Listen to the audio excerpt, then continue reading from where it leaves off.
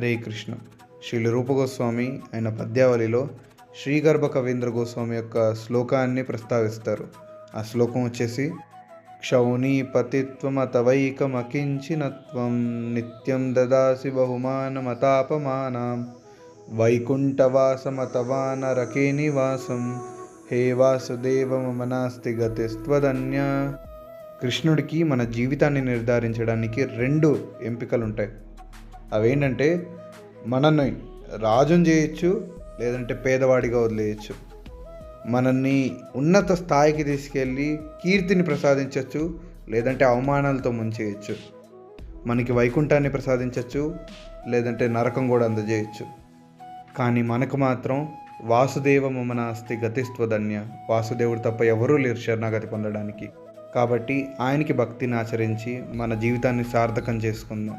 Hare Krishna.